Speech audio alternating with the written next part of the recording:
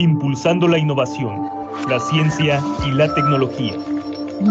Tecnológico Nacional de México, Campus Tuxtla Gutiérrez.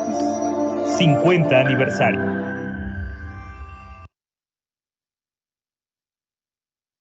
Muy buenas tardes, días o noche, o en el momento que nos estés viendo. Pues soy alumna del Tecnológico Nacional de Tuxtla Gutiérrez, Chiapas. Esta es una actividad de sistemas operativos. Estoy actualmente cursando la ingeniería en sistemas computacionales, quinto semestre. Esta es una actividad pedida por la docente doctora Citlali Cabreras García.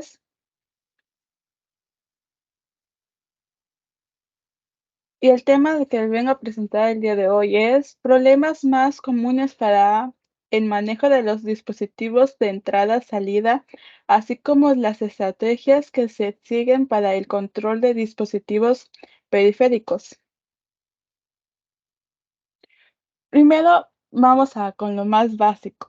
Dispositivos de entrada y salida. Todos sabemos qué es, pero si no, pues vamos a explicarles. Los dispositivos de entrada y salida son el conjunto de aparatos tecnológicos que usan las distintas unidades de sistemas de procedimientos de información, como una computadora para comunicarse con otra.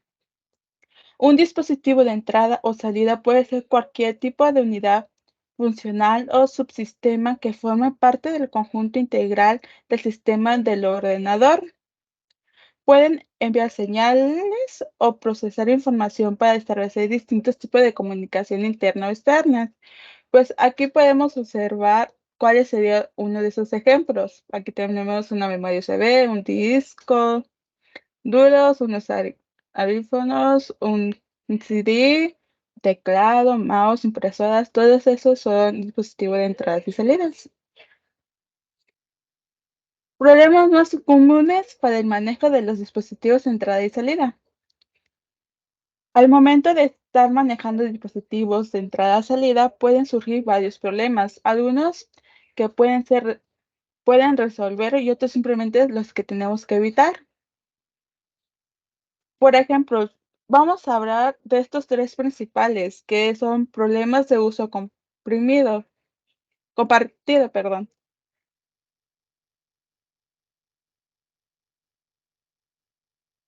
Problemas de uso compartido. Se da cuando distintas aplicaciones tratan de acceder a un dispositivo, ya sea para escribir o para leer datos, pero estos se encuentran en uso por otro programa y el sistema tiene que bloquearlos, como es en el caso de las memorias protegidas para que sean utilizables hasta que un programa detenga su uso. Pues como resultados pue- podrían ser una interferencia que afecta en el funcionamiento adecuado de los dispositivos. Esto es que el sistema no puede compartir el mismo recursos para dos aplicaciones o algo que se requiera. Tienen que ir por partes. Primero se tiene que comunicar con una y terminando, pues, iría con la otra. Estrategias para resolver este problema. Como dije anteriormente, asignación de recursos. El sistema operativo asigna de manera exclusiva los recursos de cada dispositivo. Esto se logra mediante la asignación de direcciones de memorias, puerto de entrada y salida, y otras configuraciones a cada dispositivo periférico. De esta manera se puede evitar que dos dispositivos intenten utilizar los mismos recursos simultáneamente. Y la otra es priorización de dispositivos. En algunos casos, cuando no es posible asignar recursos exclusivos, se puede establecer una prioridad entre los dispositivos periféricos. Por ejemplo, un dispositivo crítico puede recibir prioridad sobre otro dispositivo menos importante, lo que garantiza su funcionamiento sin interrupciones. La otra es problemas con buffer.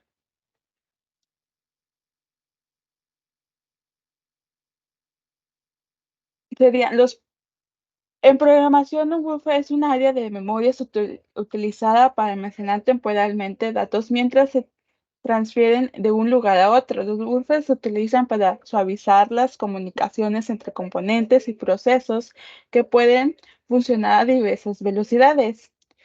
A continuación les diré cuáles serían esos problemas que pueden haber. Sería desbordamientos, perdón, de buffer ocurren cuando se intentan describir más datos en un buffer del que te pueden contener, lo que pueden sobreescribir datos importantes o corromper la memoria.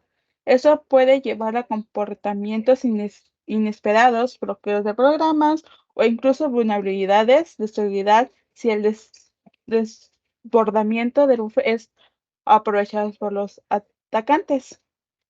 Otra es subdesbordamiento del buffer. Es el caso contrario del desbordamiento del buffer. Ocurre cuando se intenta leer más datos de un buffer que de los que contiene actualmente, lo que puede resultar en la obtención de datos incorrectos o incompletos. Otro es problemas de sincronización. Pueden seguir problemas cuando los componentes o procesos implicados no están sincronizados adecuadamente. Por ejemplo, si un proceso está escribiendo datos en un buffer más rápido de lo que otro procesa, los lee puede provocar una condición de bloqueo o pérdida de datos. El otro es problemas de rendimiento. Si el tamaño del buffer no es configurado correctamente, puede resultar en un rendimiento deficiente. Un buffer demasiado pequeño puede generar llamadas frecuentes para leer o escribir datos, mientras que un buffer demasiado grande puede llevar a un uso excesivo de memoria. ¿Cómo solucionar los problemas de buffers? La primera es verificar los límites de los buffers, como anteriormente dicho, pues si no hay un límite correcto, pues se genera una falla. Aquí es asegurarse de que los límites de los buffers se representen en todo momento y está leyendo o escribiendo datos en un buffer asegurando de no exceder de sus capacidades. Otra es sincronización adecuada. Hay que asegurarse que los componentes o procesos involucrados estén sincronizados correctamente para evitar desequilibrios de una velocidad o de lectura o de escritura. Otra es tamaño adecuado del buffer. Ajusta el tamaño del buffer según las necesidades, las limitaciones del recurso del sistema. Un tamaño de buffer óptimo puede mejorar el rendimiento y evitar problemas de desbordamiento o subdesbordamiento. Y por último sería la validación y saneamiento de datos. Antes de escribir datos en un buffer, asegúrate de validar y sanar sanear los datos entrantes para evitar la escritura de datos maliciosos o corruptos.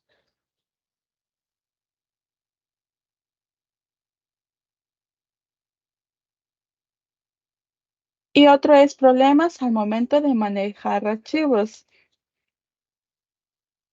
Problemas al momento de manejar archivos. Uno de los problemas más frecuentes en el manejo de archivos son los debug.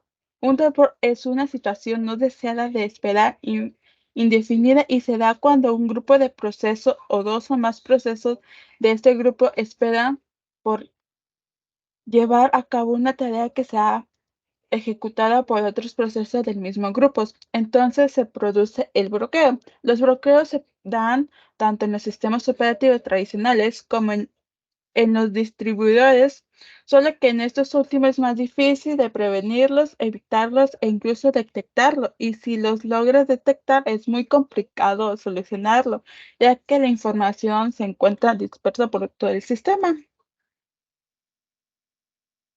Uno de esos errores o problemas sería archivos no encontrados. Este problema ocurre cuando se intenta acceder a un archivo que ya no existe en la ubicación especificada.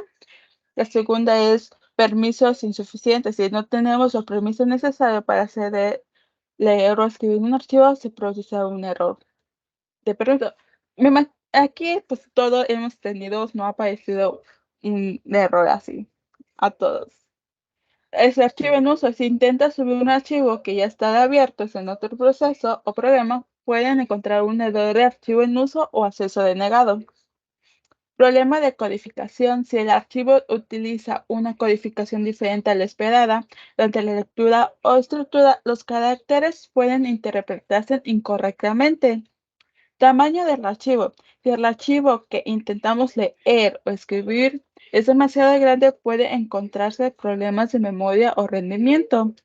El error de lectura-escritura. Durante las operaciones de lectura o escritura de un archivo pueden ocurrir errores debido a problemas de hardware, permisos, espacio en disco o problema de la red. Y por último, no cerrar el archivo correctamente. Si no cerramos adecuadamente un archivo después de usarlo, pueden experimentar problemas de recursos y bloqueos.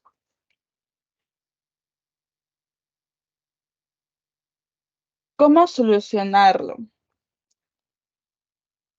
Primero es verificar la existencia y la ubicación de archivo. Es asegurarnos de que el archivo que estemos intentando acceder o manipular existe en la ubicación que le estamos diciendo. Y verificar la ruta, el nombre del archivo para asegurarnos que sea correcto. Comprobación. Comprobar los permisos del archivo. Verificar que los permisos de lectura, escritura y ejecución de los archivos. Asegurarse de tener los permisos adecuados para acceder y modificar el archivo. En sistemas operativos basados en permiso como Unix Linux, utilizamos los comandos como else-l para verificar los permisos y searchmod para ajustar los permisos si es necesario. ¿Será correctamente los archivos? Después de leer o escribir un archivo, hay que asegurarse de cerrarlo correctamente. Esto liberará los recursos asociados con el archivo y evitará bloqueos o pérdida de datos. Utilizan los métodos o funciones adecuados para cerrar el archivo según el lenguaje de programación o el entorno utilizado.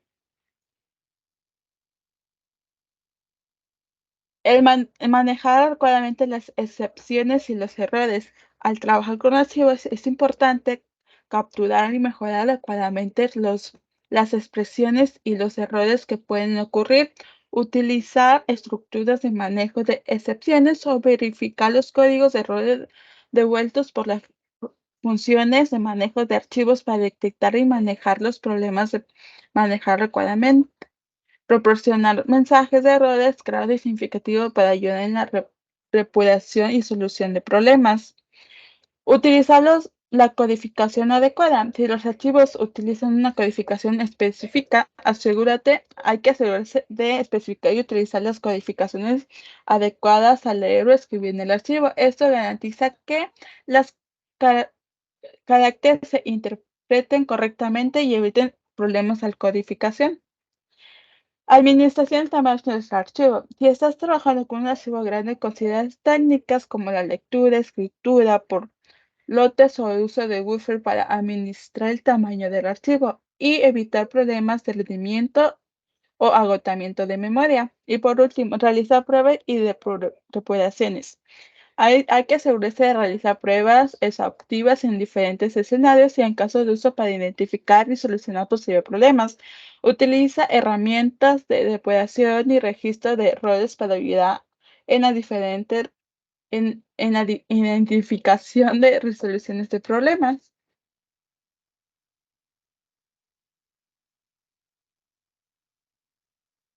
Pues aquí le menciono otros problemas que serían los libros desactualizados. Los libros están desactualizados pueden tener varios problemas como un rendimiento deficiente, incompatibilidad con ciertos programas o dispositivos, errores y fallas en el sistema. Lo que podemos hacer para solucionar sería identificar los libros desactualizados, descargar e instalar las actualizaciones, realizar una copia de seguridad y desinstalar los libros antiguos. 4. Instalar las actualizaciones de los libros y sin verificación del funcionamiento. El segundo que hay es la instalación incorrecta. Si se ha realizado una instalación incorrecta de un driver, es posible que encuentres problemas en el funcionamiento de dispositivos o incluso en el sistema operativo general, como los drivers desactualizados. Para evitar, bueno, para solucionar ese problema es desinstalar el drive incorrecto, reiniciar el sistema, descargar el drive correcto. Cuarto, leer y seguir las instrucciones de instalación. Quinto, instalar el drive correctamente. Sexto, reiniciar el sistema nuevamente. Y séptimo, verificar el funcionamiento. Tercero, daño físico del periférico. Esto pues es como un teclado, mouse, monitor u otro dispositivo externo. Es importante tomar medidas adecuadas para solucionar el problema. Primero es evaluar el daño, el alcance del daño, considerar el servicio de reparación profesional y reemplazar el periférico. Pues en estos casos, para eso sería, como anteriormente, un teclado, un mouse, monitor, ya que es esencial para el equipo.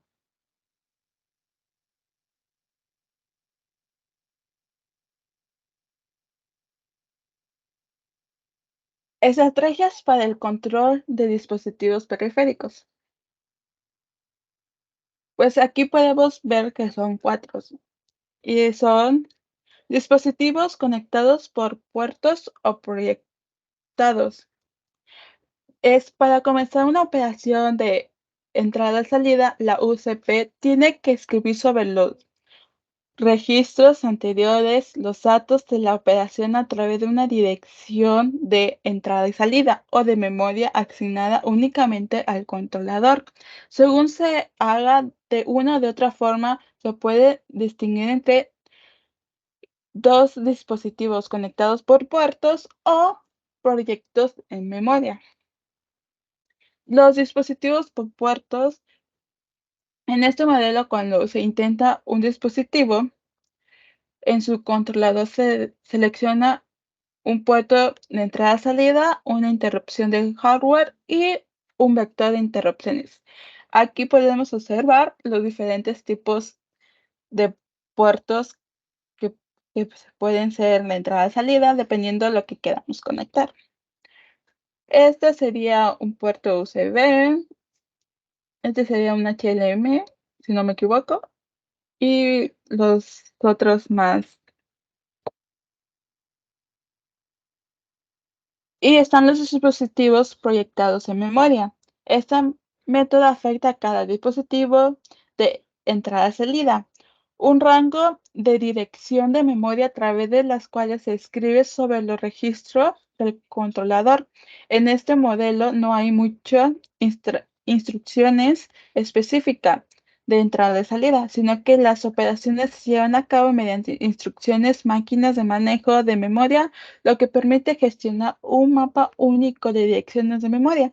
Sin embargo, para que no tener conflictos con otros accesos de memoria y optimizar las operaciones, se reserva una zona de memoria física para asignar las direcciones de entrada y salida. Aquí lo podemos observar, un fichero de proyectados en memoria. Podemos observar que dice fichero proyectada en memoria, es una imagen de memoria en un proceso, fichero swap, y esta es memoria principal. Está dispositivos de bloqueos y caracteres. Los dispositivos de almacenamiento secundarios y terciarios manejan la información en unidades de tamaño fijo.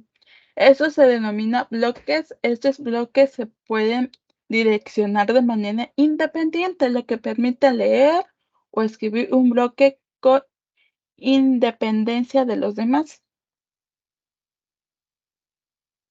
Hoy hay tipos de dispositivos de bloqueo, los que son porque son de hardware, fuerza de existencia de acceso de un tamaño determinado.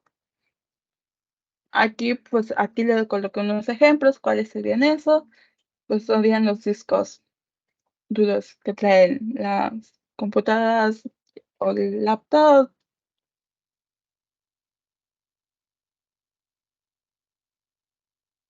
Y por último, encontramos mecanismos de incremento de presentaciones. Pues aquí encontramos tres. Está el acceso directo a memoria, que en inglés es DMA, Direct Smaller Access, que esto nos da como cuando se utiliza el método de acceso directo a memoria, es el controlador el que se encarga directamente de transferir los datos entre periférico y la memoria principal sin requerir intervención alguna por parte del procesador. Esto funciona de la siguiente manera: cuando el procesador desea un bloque de datos, envía una orden al controlador indicando la siguiente información. Tipo de operación: lectura o escritura. Periféricos involucrados en la operación. Dirección de memoria desde la que se va a leer o escribir y número de bytes a transferir. Pues aquí un pequeño ejemplo que es Central Project Keyword, Hardware Master Interface más, pues aquí nos indica la dirección de cómo va todo esto. Y los caches de disco en el controlador. La idea de este método es aprovechar la memoria interna de los controladores para leer los datos por adelantado, evitando muchas operaciones de búsquedas en el disco y sobre todo los tiempos de la latencia necesaria para esperar que los datos pasen de nuevo bajo las cabezas del disco. La proximidad espacial permite optimizar la entrada y salida en el ámbito de controlador, ya que en lugar de leer un sensor o un grupo de ellos, se leen pistas enteras en cada vuelta de disco, lo que permite traer múltiples bloques de datos en una única operación en los canales de entrada-salida. Donde suele haber muchas memorias internas, se guardan varias pistas por cada dispositivo de entrada-salida.